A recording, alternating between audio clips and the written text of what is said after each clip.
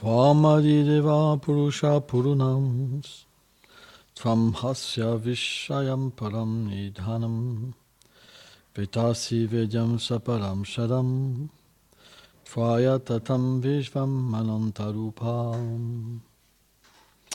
Traduction. Tu es le Seigneur original, la personne la plus ancienne et l'unique lieu de repos de cet univers. Tu es la demeure suprême, celui qui connaît toutes choses, et tu es tout ce qu'il y a à connaître. Ô forme infinie, toi qui possèdes des formes illimitées, toi seul pénètres l'univers entier. Commentaire.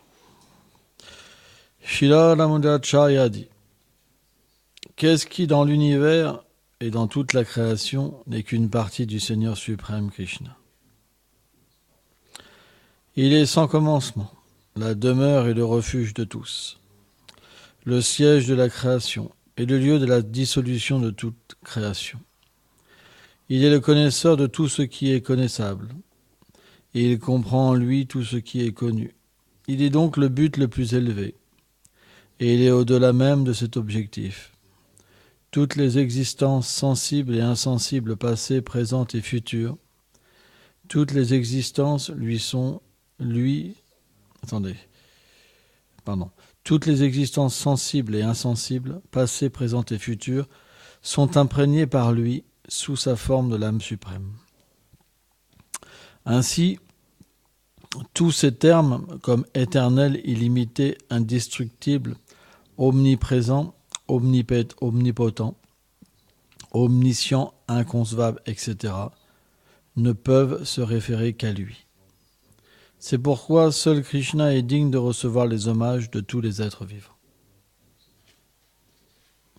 Marganati Vilandasya Ganam Jalam Shalakaya Chakshuru Militam Ninatasmei Shigulavina Namam Vishnu Padayam Kolanga Prestaya Lupini Shibhakti Vibhuda Bebunete Namine Namam Vishnu Padaya Kola Prestaya Bhutali Shrimad Bhakti Pramodaya Puri Goswamiti Namine Namam Vishnu Padaya Krishna Prestaya Bhutale Shrimati Bhakti Rachaka Shiladev Goswamiti Namine Namam Vishnu Padaya Krishna Prestaya Bhutale Shrimati Bhakti Silanta Sarasvati Namine Shai Shri Brahma Madhvaguta Sarasvat Sampadaya Ki Jai. Il n'y a pas de son, hein.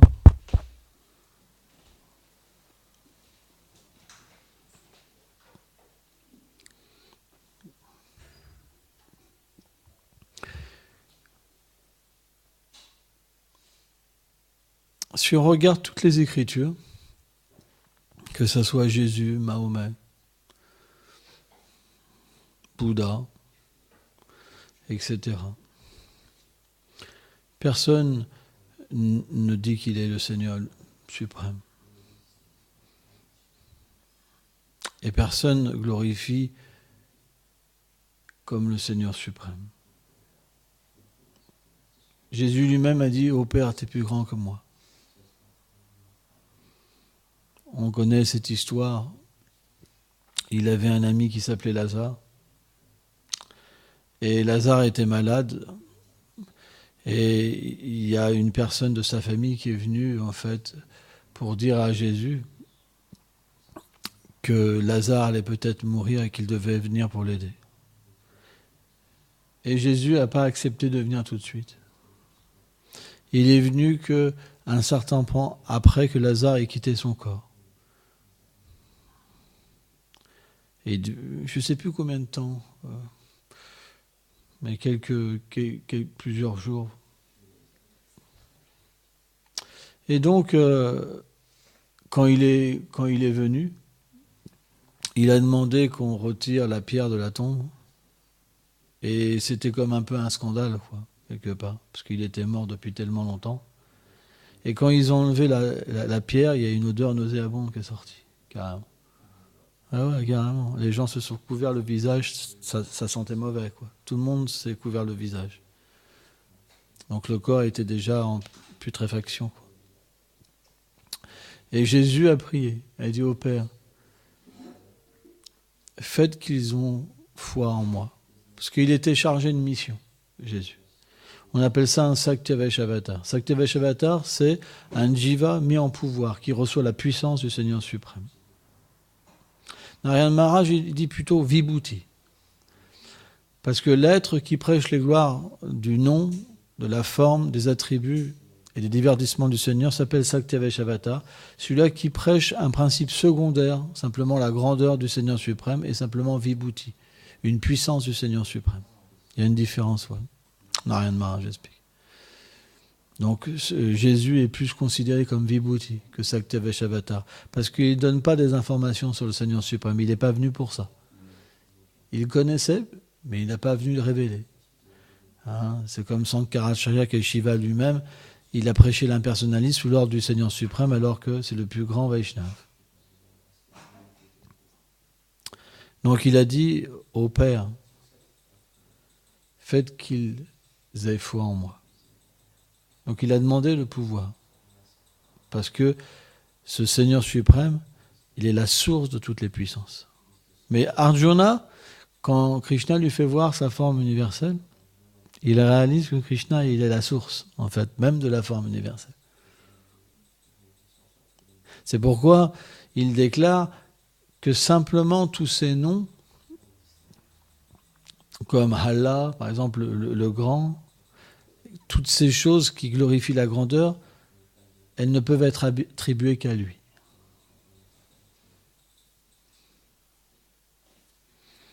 Et à nul autre. C'est pourquoi, dans la Bhagavad Gita, Krishna, il explique que tous les grands sages, tous les êtres exceptionnels le glorifient comme le Seigneur suprême, et toutes les Écritures aussi. Ishaj Visasamudra, non, c'est pas... Bon, je ne l'ai plus en tête. Je l'ai cité il n'y a pas si longtemps que ça. Hein? Et donc,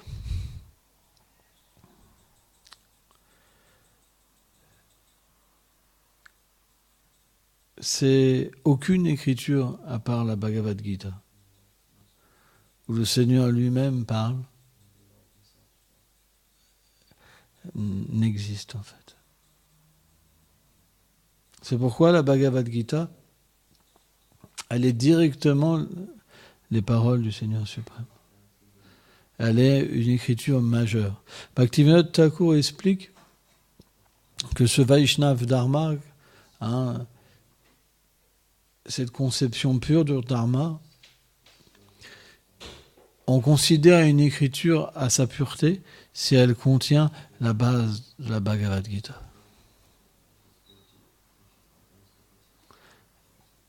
Quel concept de l'âme ont les autres voix? La plupart, ils pensent que le corps et l'âme, c'est la même chose. Ils ne peuvent même pas comprendre que l'âme, elle prend un corps. Pourtant, c'est clair, dans leur écriture, c'est marqué « L'être vivant est fait à l'image de Dieu ». Et certains, même dans l'hindouiste, ils ne comprennent pas la nature de l'âme complètement. Parce que si ce n'est pas expliqué par les purs dévots, par une pure lignée spirituelle, on s'égare. Par exemple, ils pensent que l'âme, quand elle va dans le monde spirituel, elle prend un corps spirituel. Mais en fait, l'âme, elle a déjà le corps spirituel. C'est comme le Seigneur lui-même. Le Seigneur n'a pas de corps. Sa forme, c'est sa nature éternelle. De même, quand on réalise le Siddha-Deha, c'est pas qu'on reçoit un corps. C'est que là, en fait, l'âme manifeste sa forme éternelle. C'est une mauvaise compréhension. Bhaktivedanta Swami Prabhupada, il explique ça. Alors, c'est pas toujours clair. Des fois, il explique un concept, des fois l'autre. Mais Bhaktivinoda Thakur, il explique dans le Jivadharma que l'âme n'est pas dépourvue de forme. Même dans un état de semence. C'est intéressant. Pourtant, on sait que quand elle vient du Brahman, hein, cette Tam Jiva Shakti, en fait. Les associés du Seigneur viennent de la Chit Shakti. Bhaktivinoda Thakur explique de Balaram, soit de Mahasankarshan. Balaram manifeste tous les habitants de Golok Vrindavan, Mahasankarshan de Vaikuntha. Et Karanagacharya Vishnu manifeste la Jiva Shakti. C'est clair en Jiva Dharma. Il n'y a pas besoin de dire qu'on vient du monde spirituel, c'est clair. C'est expliqué. Voilà. Et les habitants en fait du monde transcendantal qui viennent de la Chik Shakti peuvent jamais être recouverts par Maya Shakti. De la même manière que le Seigneur suprême. Quand ils sont illusionnés comme Arjuna, c'est par l'énergie interne, par l'énergie externe. Alors que le Jiva qui vient de la région Tata, il peut faire un choix, venir dans le monde spirituel ou venir dans le monde matériel. Mais quand il se fait recouvrir, c'est par la matière. Or, pourquoi le Seigneur vient dans ce monde? C'est simplement pour faire connaître la véritable nature des choses. Parce que si on ne comprend pas la vérité, on ne peut pas éveiller notre vérité.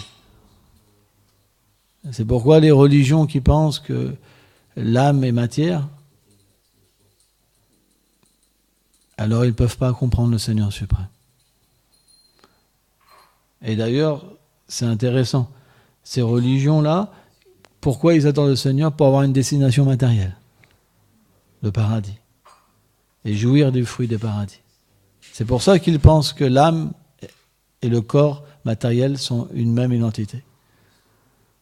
Mais celui qui comprend la nature du monde spirituel, il comprend qu'il n'a rien à voir avec ce corps. Rien à voir avec l'environnement, rien à voir avec la famille, rien à voir avec la nation.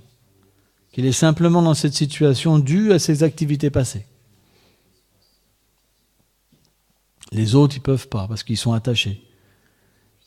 Ils sont attachés fortement au lien de la matière.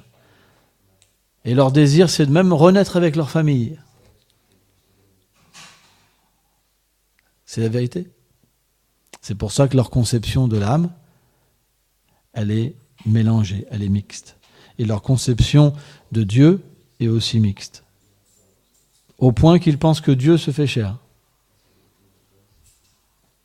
Mais en fait, Krishna est dit,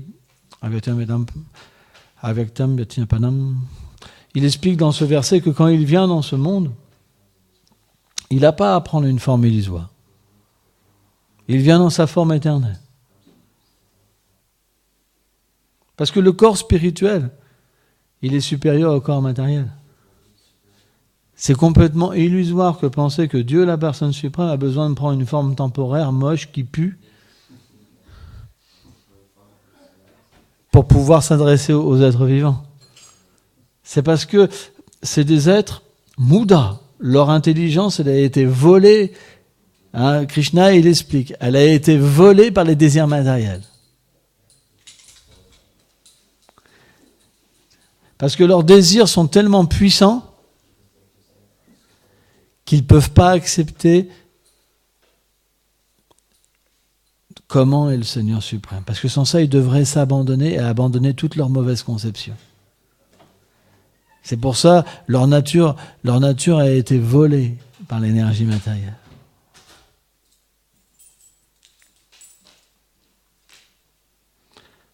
Alors les gens peuvent dire, mais ça ressemble à du fanatisme.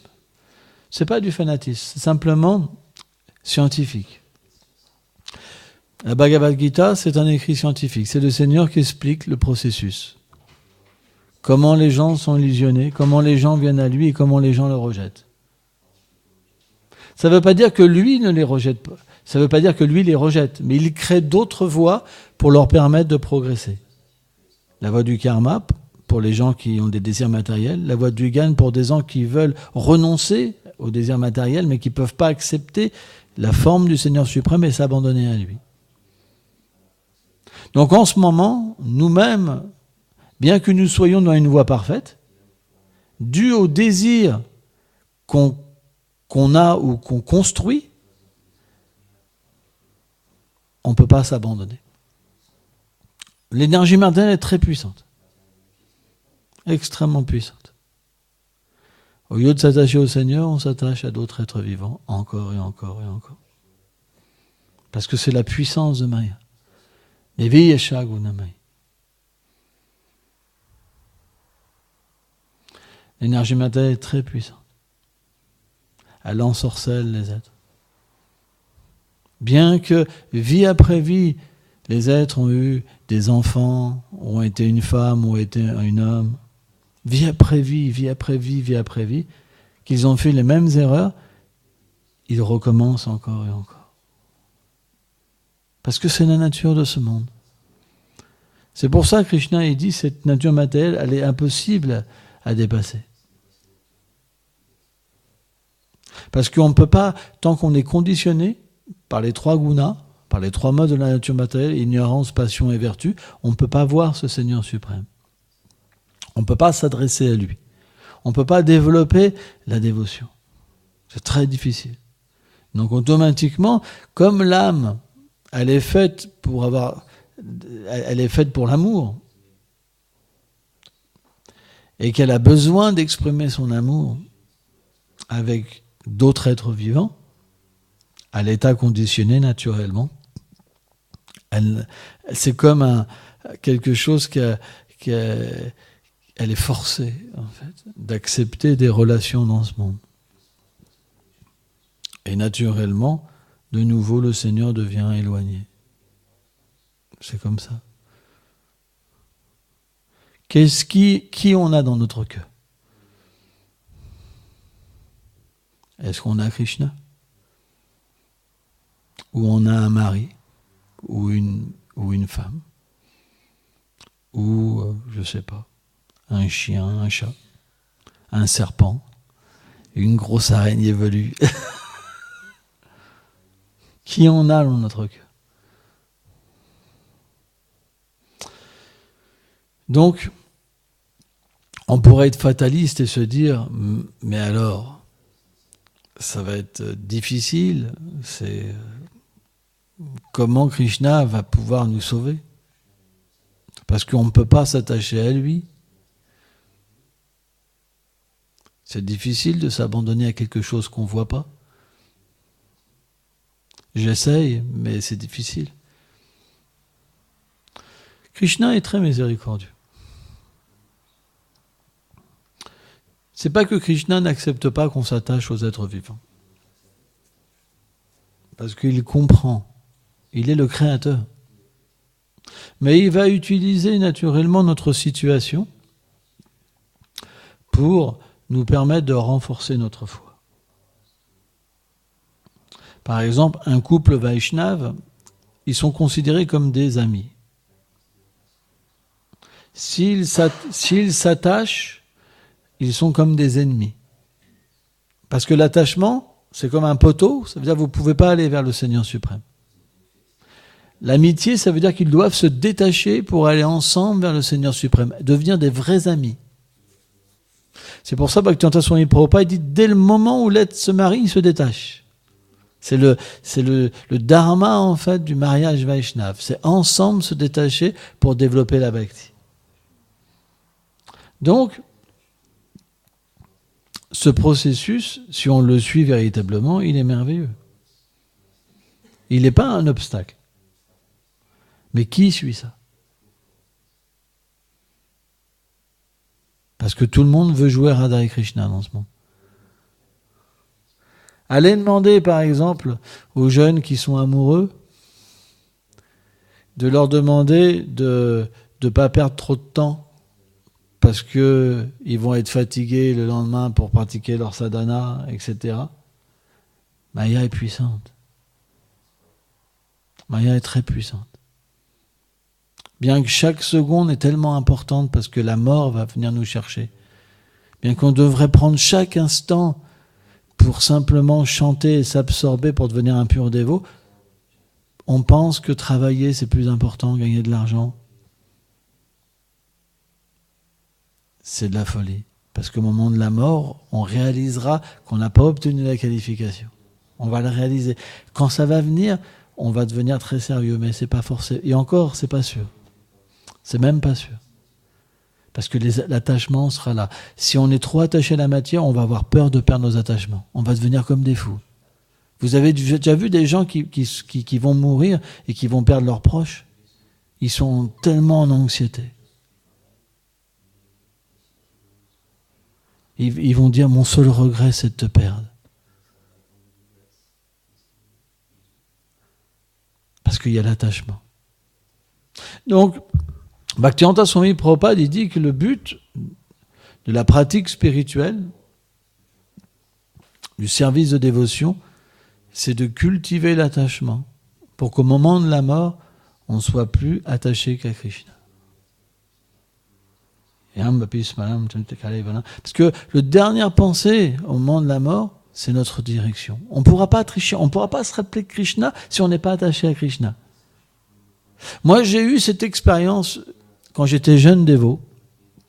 À un moment, je suis tombé très malade et mon corps, il ne fonctionnait plus. J'avais plus que les yeux qui bougeaient et j'arrivais à peine à respirer. Et j'ai eu ça pendant quelques semaines. Et à un moment, tellement j'arrivais plus, mon organisme, il marchait plus. Et j'étais sur le point même de quitter mon corps, quoi. Et Krishna m'a fait goûter 2 expériences complètement différentes. C'était très intéressant. La première, c'est que j'étais complètement attaché à lui, j'étais tellement heureux de m'en aller. C'était complètement le bliss, quoi, de pouvoir le rejoindre. Et la deuxième, il m'a fait une autre expérience, c'est intéressant, hein, où j'étais attaché à la matière. Et j'ai eu peur de quitter cet environnement.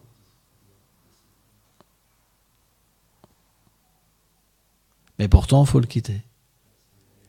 Et reprendre de nouveau un corps. Et recommencer. Sans fin. Donc, quel est le but de la réincarnation? Inosmin tade. Quel est le but de la réincarnation? C'est un jour comprendre la leçon.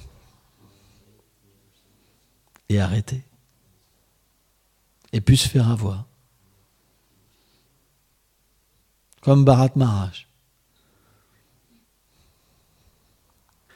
Quand il a pris naissance en tant qu'une biche, alors il a réalisé son erreur. Mais ça, c'est une grâce du Seigneur suprême. Vishvacharya Thakur, il dit que le Seigneur apparaît quand on est dans le ventre d'une mère. Mais il dit ça, c'est aux Vaishnavas, pas aux êtres impies. Pas à tout le monde. C'est qu'aux Vaishnavas. Ceux qui étaient déjà qualifiés des vies passées. Vishvacharya révèle ça. Pas Bhaktivedanta. Il n'explique pas ça, Bhaktivedanta. Il met en général. Mais Vishvacharya Thakur, il explique que c'est qu'aux êtres pieux, très pieux, aux dévots du Seigneur, que le Seigneur se révèle dans le cœur, dans le ventre du nouveau-né, en fait. Donc, automatiquement, si notre sukriti est forte, on ne recommencera pas les mêmes erreurs. Parce qu'on va tout de suite comprendre qu'est-ce qui se passe, le jeu de la matière. On va se dire, oula, je vais devenir prisonnier. Et c'est parti, là j'en ai pour 30 ans minimum. C'est comme ça qu'un dévot voit les choses. Quand Bharat Maharaj il a repris naissance, une dernière fois, il a fait juste semblant d'être fou. Parce qu'il ne voulait pas se faire repiéger. Voilà comment un Vaishnava. C'est le Bhagavatam. Parce qu'il nous permet de comprendre l'attitude qu'on doit prendre dans ce monde. Sans ça, Maya va nous absorber. Et on devra revenir. Si on est absorbé dans Maya, on reviendra dans Maya. Si on est absorbé en Krishna, on reviendra avec Krishna. On peut pas, c'est pas possible. Ça peut pas être mélangé. Ceux qui pensent qu'ils vont retourner à Krishna alors que derrière ils font n'importe quoi, c'est pas des gens corrects. C'est pas des gens qui ont compris notre philosophie.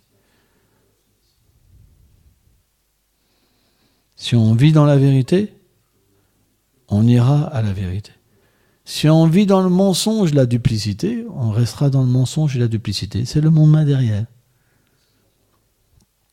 Krishna force personne. Simplement, il nous donne des outils pour progresser. Il nous donne tout si on regarde. On a le temple, les déités, le prashad, le harikata, on chante les saints noms.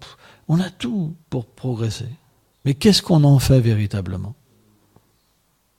Moi, je vois dans les temples, par exemple au Mongol Arti, le Mongol Arti, c'est le réveil de Radha et Krishna.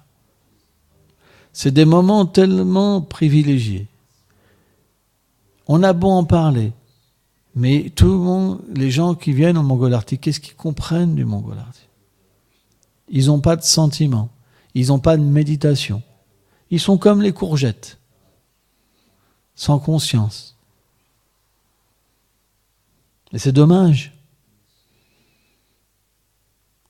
Parce que le réveil des déités, le Mongol Arti, c'est le réveil de Radha et Krishna. C'est tellement spécial comme instant. C'est tellement, comment dire, un moment de grâce. Parce que Radha et Krishna nous permettent, dans un état non qualifié, de pouvoir être dans cette cérémonie. Le temple, c'est un endroit tellement élevé. Même les demi-dieux viennent prendre darshan des déités. C'est pourquoi, malheureusement, on est sans conscience. On ne comprend rien.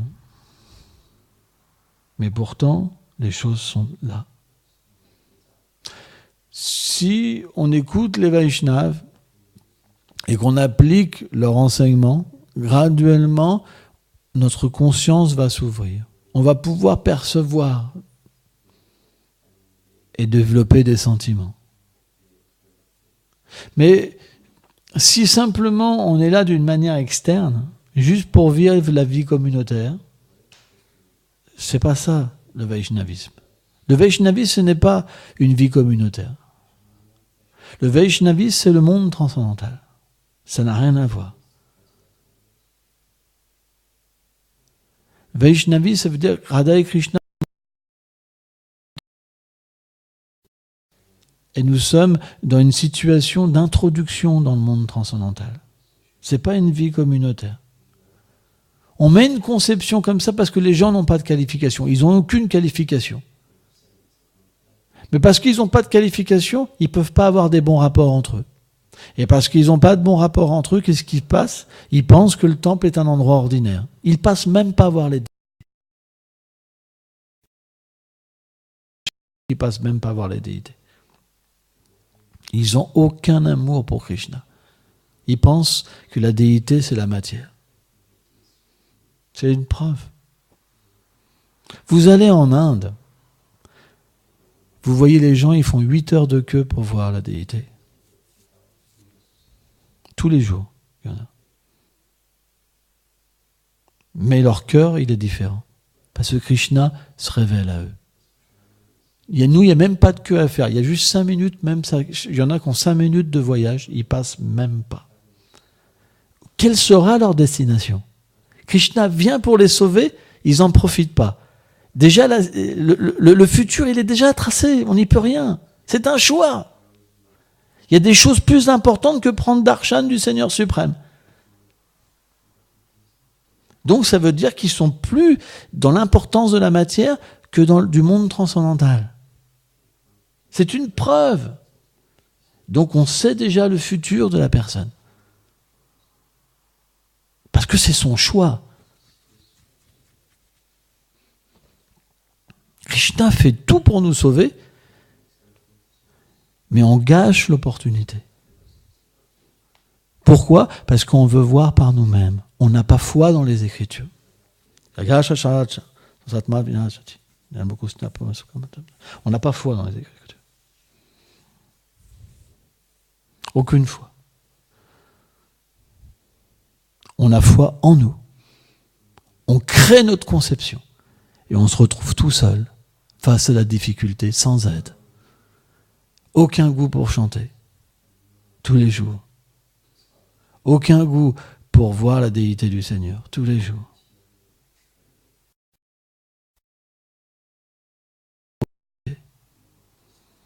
toute façon, on ne regarde même plus les livres. Et finalement, on se tourne vers la matière et on obtient du goût pour écouter les matérialistes, pour voir les images des matérialistes, pour s'associer avec les matérialistes. Et on retombe. Et on devient simplement un religieux. En pensant comme les autres qu'on n'est pas l'âme. On n'est pas l'âme. L'âme n'a pas de forme. Elle n'a pas de place dans le monde transcendantal. Le Seigneur, bon, je le prie de temps en temps. Parce que quand on pratique sans conscience, sans foi. On n'a pas de but. On est sans but.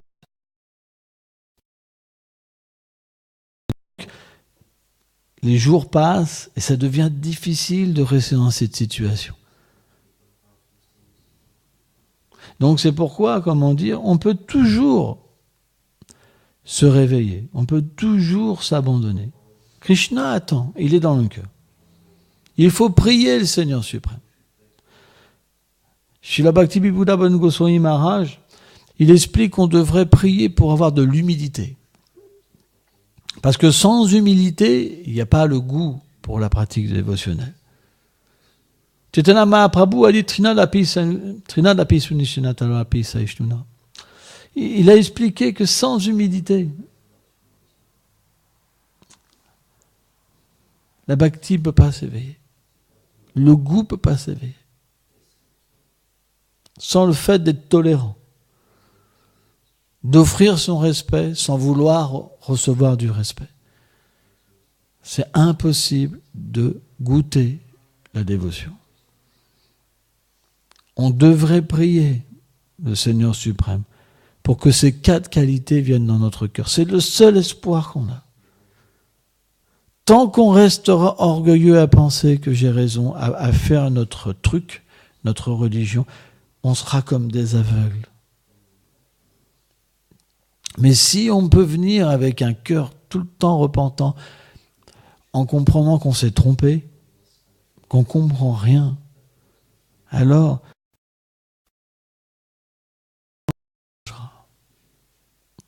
le monde du Seigneur, c'est un monde d'humilité. Ce n'est pas un monde d'orgueil. Parce que le Seigneur lui-même est très simple. Par exemple, à Golok Vrindavan, bien que Krishna est le Seigneur originel, il force personne à l'accepter. Parfois, les pâtres, quand ils partent dans la forêt, ils ont des petits baluchons avec leurs bâtons qu'ils portent comme ça. Tous ils méditent, ils disent mais il n'y a rien dans le baluchon. On va rien manger aujourd'hui, on va être sans force. Et donc, Krishna comprend leurs pensées. Mais bien qu'ils aient peu, ils donnent toujours à Krishna. Parce qu'ils sont plus intéressés pour Krishna que pour eux-mêmes. Mais bien qu'ils aient peu, quand ils mangent, bien qu'ils mangent, il y a toujours la même proportion qui reste dans leur sac.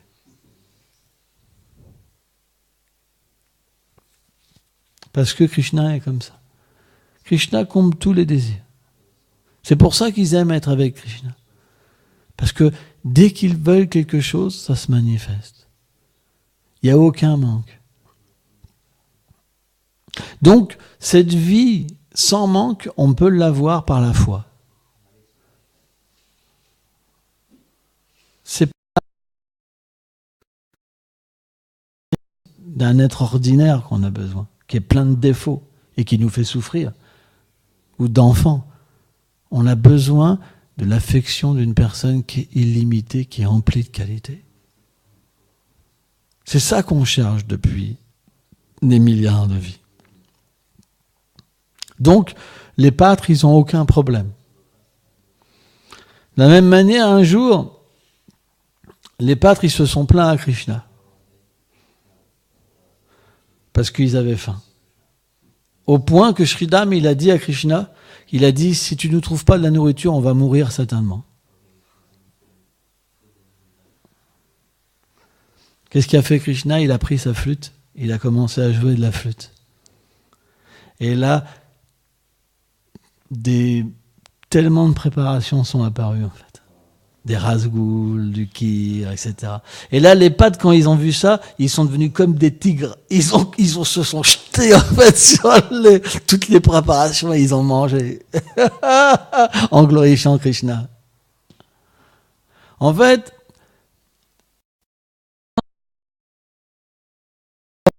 c'est pas un défaut, c'est pour que Krishna puisse manifester un divertissement. Par exemple, Mahamaya, l'énergie matérielle, elle manifeste la faim en nous, pour nous faire souffrir. Parce que c'est un résultat de nos actes passés, d'avoir faim. Mais dans le monde transcendantal, la faim, elle est créée par Yogamaya, l'énergie interne du Seigneur suprême. Pour permettre à Krishna de manifester ses divertissements. Est-ce qu'on peut imaginer la qualité de la nourriture qui se manifeste de la flûte de Krishna? Le goût, l'attirance, c'est Krishna lui-même en fait, qui se manifeste sous la forme en fait de préparation. De la même manière, quand Radharani cuisine, c'est son cœur en fait qui se manifeste sous la forme de la cuisine et ses sentiments en fait. De la même manière, quand Krishna joue de la flûte et qu'il fait apparaître tant de douceur, c'est simplement différents sentiments. Et chacun peut trouver exactement ce qu'il a besoin et être complètement comblé. Et ça, on peut l'avoir avec la foi, sous la forme du Saint-Nom. Mais tant qu'on pensera que dans ce monde, quelqu'un pourra nous combler, on sera privé du chant des Saints-Noms. En fait, c'est de la folie. On est avec des gens depuis 15 ans, 20 ans, 30 ans, on n'a jamais eu la satisfaction, mais on pense qu'ils vont pouvoir nous donner la satisfaction. C'est vraiment bizarre comme truc. On a réalisé qu'ils étaient pleins de défauts, ils étaient même fous, il y en a, et on ne peut pas faire autrement que rester avec eux. C'est bizarre comme truc, vous comprenez? Donc on doit prier le Seigneur de nous libérer de cette illusion. C'est comme une sorcellerie, quoi. Maya, c'est comme une sorcière. Donc on doit le prier pour qu'il nous libère de cette situation. Et de pouvoir s'attacher à lui. La prière, c'est très important. Mais, je pose la question. Maintenant, on a tous écouté le message. Qui va changer? Qui s'est posé la question qu'il allait vraiment changer quand il a écouté ça? C'est rare. C'est très rare. La plupart...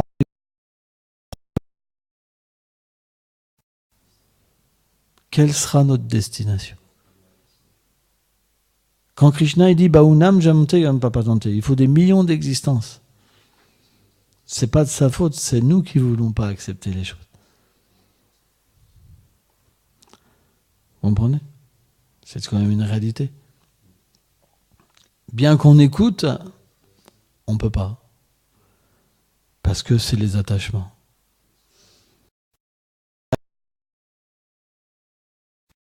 Il est long. On peut croire qu'on est libre tant qu'on ne va pas au bout. Et une fois qu'on va au bout, on peut juste tourner et faire un cercle. On ne peut pas aller plus loin. C'est pour ça que Krishna doit venir nous aider. Sans ça, on va juste quitter notre corps avec la même conscience. Si on regarde bien, on fait presque aucun progrès spirituel. Tellement petit. On devrait se poser la question, mais pourquoi? C'est pas que la philosophie ne marche pas, c'est nous qui n'appliquons pas la philosophie. On n'étudie pas, on chante avec inattention, on cultive des chimères, et finalement, on ne peut pas avoir de foi. C'est un cercle vicieux. Ça tourne. Pourquoi je m'abandonnerais puisqu'il n'écoute pas vraiment? C'est pour ça l'association reste le moteur le plus important. Si on est associé avec des dévots qui ont une qualification, alors si on n'a pas une mauvaise nature, on peut recevoir graduellement cette qualification dans notre cœur. C'est pourquoi l'association est la chose la plus importante. Il y a ce fameux verset, fameux dicton français qui dit « Dis-moi qui tu fréquentes, je te dirai qui tu es ». Donc Bhaktivinoda Thakur, il explique, en proportion de notre association, si on est associé qu'avec des purs dévots, on progresse. Si notre association est 50-50, on se maintient. Et si on s'associe plus avec des gens qui ne sont pas des matérialistes, alors on perd notre foi. C'est pourquoi l'association, elle se fait par différentes choses. La vue, l'écoute. C'est pas simplement une association physique. L'association, elle se fait à travers toutes choses, la musique par exemple. Donc c'est vrai que c'est difficile. Mais on ne doit pas se plaindre. Parce que le progrès, ça veut dire qu'on doit renoncer à des choses et accepter des choses supérieures. C'est la voie du Sharanagati. Nous empêche de progresser, pourquoi on progresserait? On sait très bien au fond de nous-mêmes, on ne doit pas être des tricheurs. On sait ce qui ne va pas en nous. On sait très bien ce qui ne va pas en nous. Parce que quand il y a la connaissance, c'est comme une glace. La Bhagavad Gita, c'est comme une glace. Vous pouvez vous regarder et comprendre qu'est-ce qui ne va pas en vous. Vous avez le pouvoir de comprendre ce qui ne va pas en vous. Et vous avez aussi le pouvoir de changer par la grâce du Seigneur suprême. Mais qui le désire? On doit avoir cette méditation. Et pas mettre la faute sur le Seigneur suprême et ses dévots. Au moins, si on est honnête, on reconnaîtra qu'on est faible. Et là, on pourra qu'on pense que tout va bien, c'est fini. C'est fini. Il n'y aura pas de progrès dans cette vie. Alors Krishna sera miséricordieux, Nirabhiklamana Sosti. Même le peu de progrès qu'on a fait, ça nous permettra d'avoir une situation pour pouvoir reprendre notre service de dévotion. Et Krishna est miséricordieux, il nous placera dans une situation, un environnement qui sera meilleur. Si on a été trop attaché, il fera en sorte qu'on se détachera. Vous comprenez?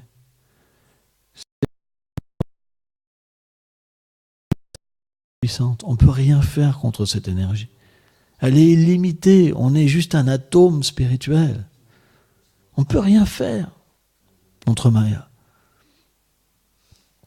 Simplement, Krishna et ses dévots, ils doivent être miséricordieux. Mais miséricordieux, ça veut dire que nous-mêmes, on doit être miséricordieux avec nous et accepter leurs enseignements, pratiquer et progresser graduellement. Et on peut atteindre la perfection. À l'image de Dhruva Maharaj, il faut être déterminé. Il faut vouloir sortir de ce monde. Ce monde, c'est un océan de souffrance. On ne fait que souffrir. Est-ce que vous voulez, dans votre prochaine vie, recommencer la même chose? Vous aurez la même chose. Il n'y a que ça dans ce monde. Il faut en finir quand même. Et ça, c'est possible. Si on est fixe, comme Dhruva Maharaj. Déterminé. Déterminé. Prabhupada explique, Bhakti-Vipuda Goswami Maharaj, il explique, celui qui veut suivre ses vœux, Krishna l'aidera.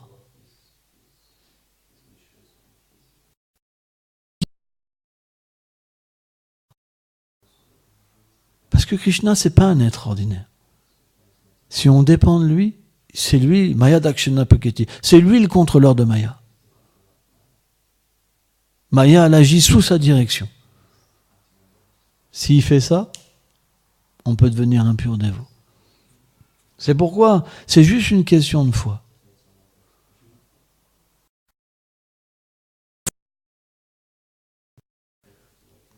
Pas les tricheurs qui vont nous donner du doute, qui vont concocter leur propre philosophie. Mais on doit écouter les gens honnêtes qui répètent les paroles des acharyas et de Krishna et qui n'interprètent pas. Et là, on verra, on aura de la force, on aura la foi et on pensera, j'y arriverai. J'en ai la conviction. Et Krishna nous donnera la force. Il nous donnera l'intelligence. Et finalement, il viendra nous faire voir sa belle forme.